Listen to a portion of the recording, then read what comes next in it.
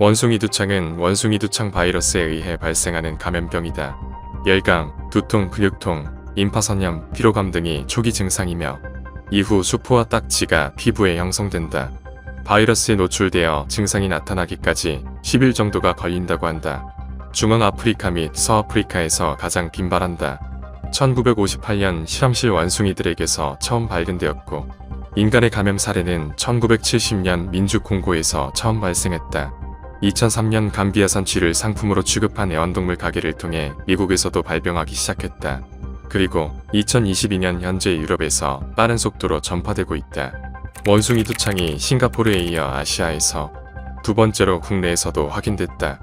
최근 독일에서 입국한 내국인이 첫 확진자로 해외발 확진자를 이번에는 잘 막아냈지만 결국 지역사회 발생자가 나오는 것은 시간 문제라고 전문가들은 예측했다.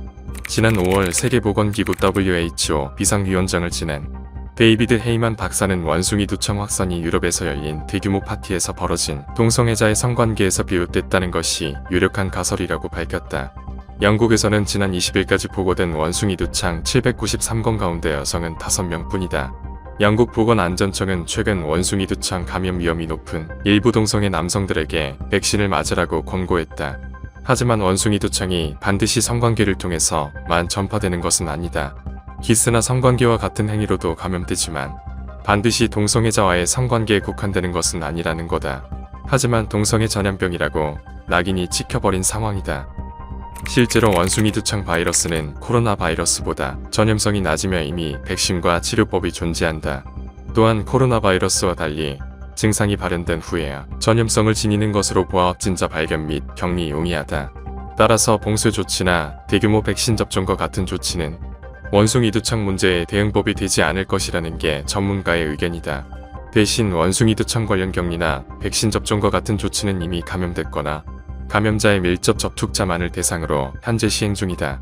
세계보건기구 긴급대응 프로그램의 사무국장 또한 원숭이 두창과 관련해 대규모 백신 접종은 필요치 않다고 밝혔다. 원숭이 두창이 크게 확산한 영국과 미국을 중심으로 음모론이 확산하고 있다. 영국의 소셜 네트워크 서비스에서는 정부가 원숭이 두창 확산을 막기 위해 봉쇄 조치를 계획 중이라는 말이 퍼졌다.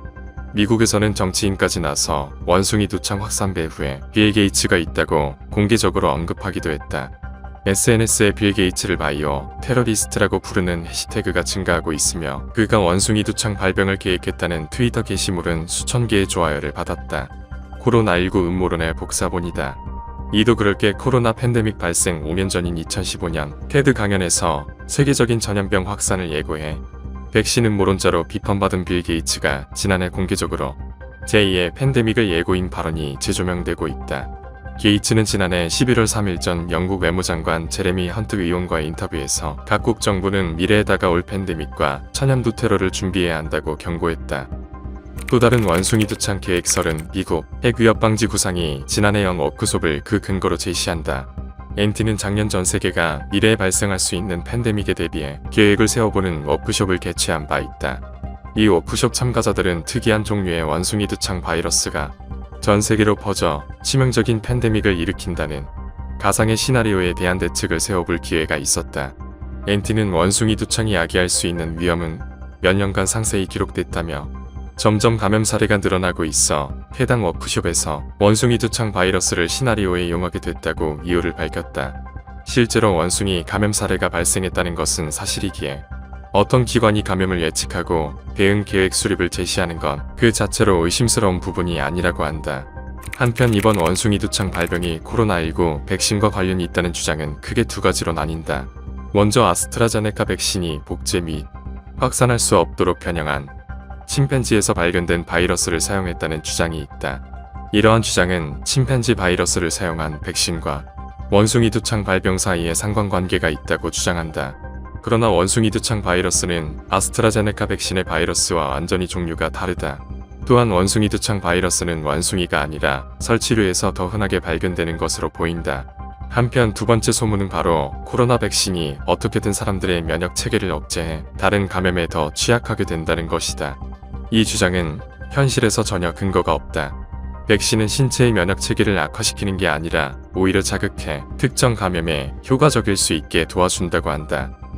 코로나가 종식되기도 전에 또 다른 팬데믹이라니.